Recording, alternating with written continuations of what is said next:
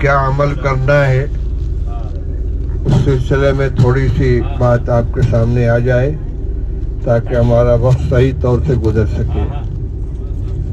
کل یوم عرفہ ہے جو حج کے سلسلے کا سب سے زیادہ قیمتی وقت ہے۔ یہی حج کا حاصل ہے۔ اگر سارا کام کر لیا لیکن عرفات میں وقوف نہیں کیا تو حج ادا نہیں ہوگا اور احرام بھی نہیں کھلے گا۔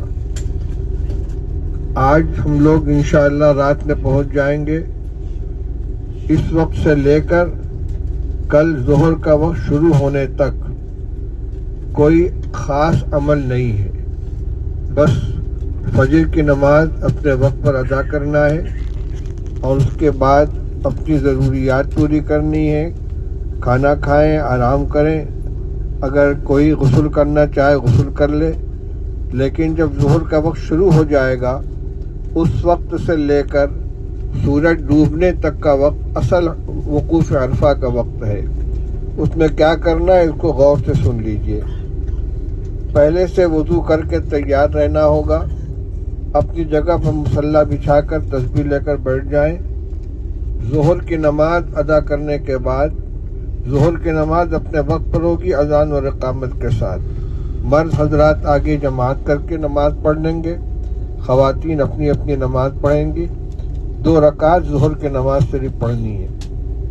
اس کے بعد 3 تسبیح ہے، 100 مرتبہ 3 ذکر کرنا ہے۔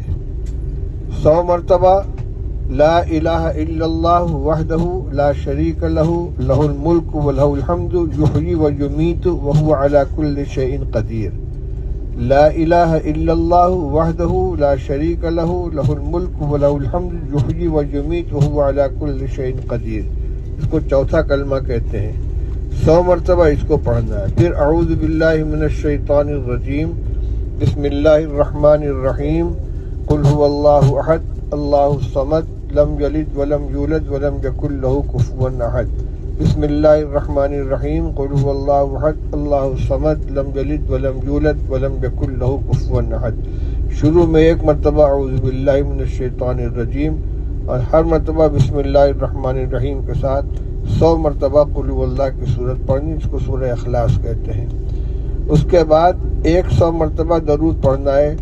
نماز میں جو پہلا درود ہے اللہم صلی علی محمد وعلی آل محمد کما صلیت علی ابراہیم وعلی آل ابراہیم انک حمید مجید وعلینا معہم، اس کے آخر میں وعلینا معہم بڑھایا جائے گا۔ اس کا مطلب یہ ہے درود شریف کے اندر یہ دعا کی جاتی ہے کہ اے اللہ حضرت محمد صلی اللہ علیہ وسلم کے اوپر رحمت نازل فرمائیے اور آپ کے آل اولاد کے اوپر رحمت نازل فرمائیے، جیسا آپ نے حضرت ابراہیم علیہ السلام اور ان کی آل اولاد کے اوپر رحمت نازل فرمائی تھی۔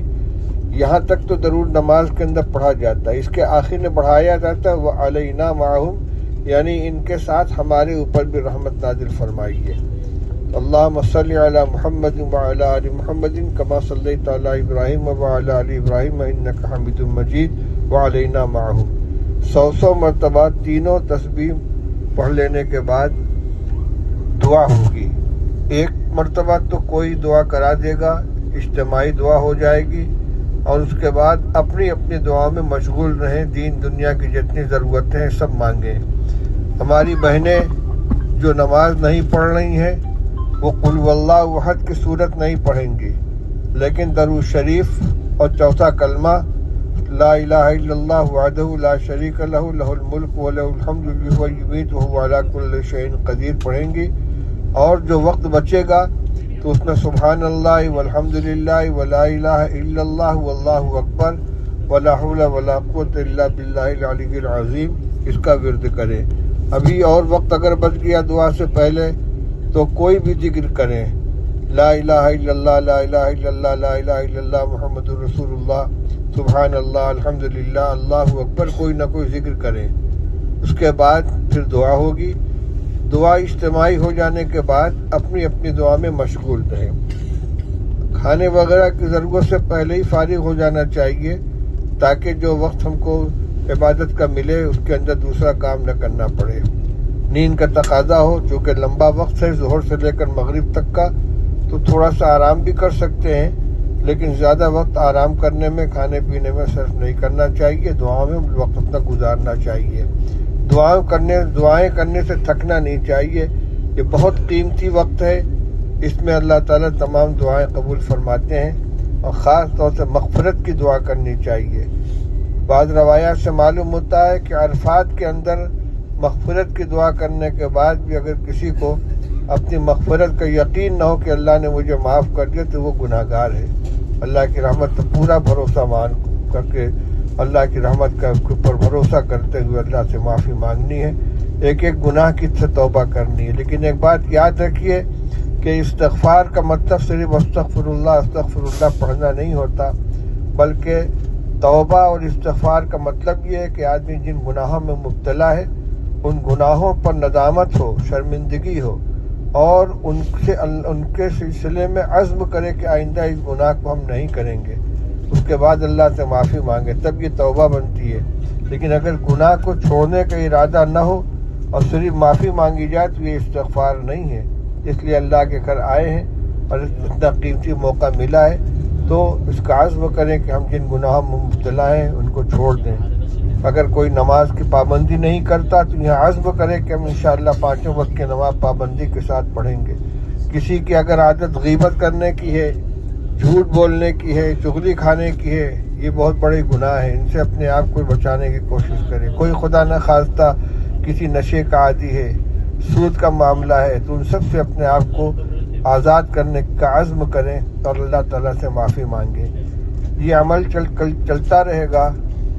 پھر جب عصر کا وقت ہوگا تقریباً 5:30 بجے تو دوبارہ عصر کی نماز ہوگی، پہلے ظہر کی نماز ہوگی پھر عصر کی نماز ہوگی۔ عصر کی نماز کے بعد پھر دعا میں مشغول ہو جانا ہے، اور مرد حضرات کے لیے بہتر یہ ہے کہ خیمے کے باہر نکل کر دھوپ میں کھڑے ہو جائیں اور قبلہ رخ ہو کر دعا مانگیں، جتنی دیر کھڑے ہو سکیں کھڑے ہو کر دعا کرتے رہیں، اور اگر برداشت نہ ہو تو بیٹھ جائیں، لیکن اپنے سامان وغیرہ کو اس طریقے سے محفوظ رکھیں کہ ایسا نہ ہو کہ اندر باہر نکل گئے اور سامان اندر غیر محفوظ ہے۔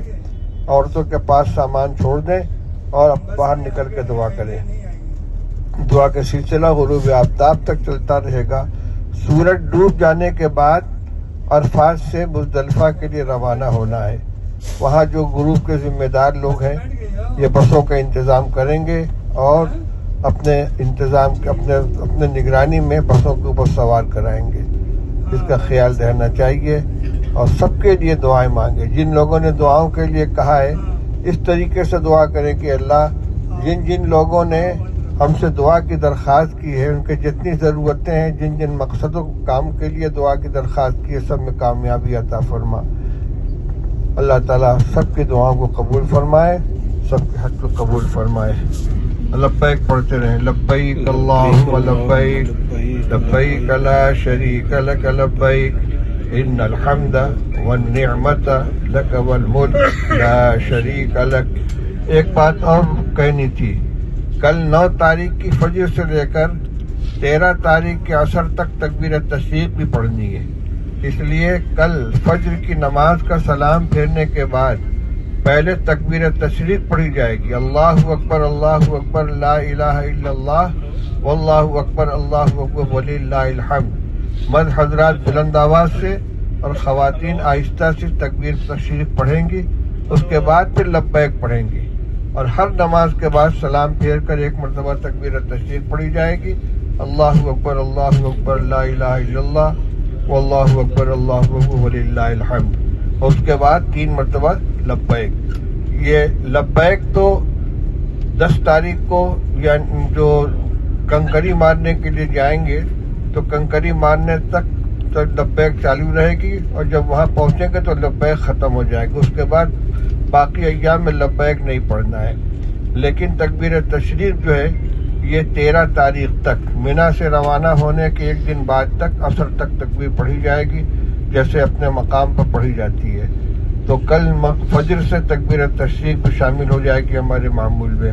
فجر کی نماز کے بعد 1 مرتبہ تکبیر تشریق اور 3 مرتبہ لبیک، پھر اسی طرح ظہر، عصر، مغرب، عشاء سب میں، اور 10 تاریخ کے جمر عقبہ کی رمی کرنے تک تلبیہ جاری رہے گا اور تکبیر تشریق کا سلسلہ 13 تاریخ تک رہے گا. اللہ تعالیٰ سب کا حج قبول فرمائے اور صحیح طریقے سے عمل کرنے کی توفیق عطا فرمائے. لبیک اللہم لبیک لبیک لا شریک لک لبیک ان الحمد والنعمت لک والملک لا شریک لک لبیک اللہم لبیک لبیک لا شریک لک لبیک. میں نے آپ کے سامنے عرفات تک کا بیان کر دیا. اب اس کے آگے کے بھی تھوڑا سا سن لیں.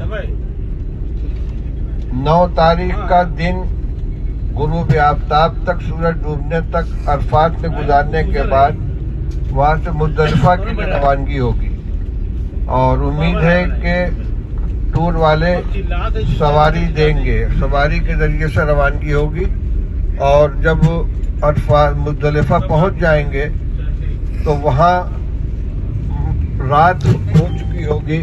عشاء کا وقت شروع ہو جانے کے بعد مغرب کی اور عشاء کی نماز ادا کی جائے گی. عرفات سے نماز پڑھے بغیر نکلنا ہے اور راستے میں بھی نماز نہیں پڑھنی ہے. مزدلفہ پہنچ کر وہاں اذان ہوگی اور اس کے بعد پہلے مغرب کی نماز سے فارغ ہونے کے بعد تکبیر تشریق اور لبیک پڑھیں گے. پھر فوراً عشاء کی نماز ہوگی اور پھر سنت اور وتر وغیرہ اس کے بعد ادا کی جائے گی. پھر اپنا جو ضروریات ہو کھانے پینے کی تھوڑی سی ضرورت پوری کر لیں, تھوڑا سا آرام کر لیں. فجر کی نماز اول وقت میں ادا کی جائے گی. سب کے موبائل میں وقت مطلب معلوم ہو جائے گا فجر کے وقت کب شروع ہو رہا ہے. فجر کی نماز اول وقت میں ادا کر کے پھر دعا میں مشغول ہو جائیں. مزدلفہ کا اصل وقت جو ہے وقوف کا اور عبادت کا فجر کی نماز کے بعد کا ہے اور تقریباً یہ وقت چلے گا 1.25 گھنٹہ یا 1 گھنٹہ تقریباً. اس لیے کہ جب سورج نکلنے میں تھوڑا سا وقت باقی ہو تو وہاں سے عرفات مزدلفہ سے منا کے لیے روانگی ہو جاتی ہے. اگر سواری کا انتظام رہا تو سواری سے, ورنہ گروپ کی رہنمائی میں اور روانہ ہو جائیں. اور اگر خیمہ کے اندر آنا ہوگا ان لوگوں کی رہنمائی میں تو خیمہ میں آئیں گے, ورنہ سیدھے جمرات کے اوپر جائیں گے. اس لیے مزدلفہ سے کنکر چن لیں گے. ابھی تک کنکر ہم لوگوں کے ہاتھ میں آیا نہیں ہے. اگر گروپ والوں کی طرف سے کنکر مل گیا تو ٹھیک, اور نہیں تو مزدلفہ سے کنکر ہی چن لینا ہے. کم سے کم 49 اور بہتر یہ کہ 70 کنکریاں چن کر اپنے پاس رکھیں. 10 کنکری لے کر جائیں گے پہلے دن شیطان کو مارنے کے لیے. اس میں سے 7 کنکری استعمال کرنی ہے. احتیاطاً 10 لے لیتے ہیں کہ اگر کوئی ہاتھ سے گر جائے تو زمین پہ پڑی ہوئی کنکری نہ اٹھانی پڑے. 7 کنکری مارنی ہوگی اور کنکری مارنے کا وقت ہوتا ہے سورج نکل جانے کے بعد. تو جب مزدلفہ سے روانہ ہوں گے تو سیدھے جائیں گے جمرہ کے اوپر. کنکری مارنے کے بعد جو حضرات طواف زیارت کے لیے آگے جانا چاہیں وہ سیدھے بڑھ جائیں گے. آدھا راستہ طے ہو چکا ہوگا. اور اگر کسی کو خیمہ میں واپس آنا ہے تو لوٹ کر خیمہ میں واپس آئے گا. اس کے بعد طواف زیارت کرنا ہے, سعی کرنی ہے, اور قربانی کی جب اطلاع مل جائے گی تو اپنا بال بھی منڈوا لینا ہے. اور اس کے بعد ہوٹل میں جا کر غسل کر کے سلا ہوا کپڑا پہن کے خوشبو لگا کے پھر اس کے بعد رات میں مینا کے اندر آ جانا ہے. 11-12 تاریخ کو صرف جمرہ کی رمی کرنی ہوگی. تو دونوں دن ظہر کا وقت شروع ہو جانے کے بعد تینوں شیطان پر کنکری مارنی ہوگی ساتھ ساتھ. لبیک اللہم لبیک لبیک لا شریک لک لبیک ان الحمد والنعمت لک والملک لا شریک لک لبیک اللہم لبیک لبیک لا شریک لک لبیک ان الحمد والنعمت لک والملک لا شریک لک لبیک اللہم لبیک لبیک لا شریک لک لبیک ان الحمد والنعمت لک والملک لا شریک لک لبیک اللہم لبیک لبیک لا شریک لک لبیک ان الحمد والنعمت لک والملک لا شریک لک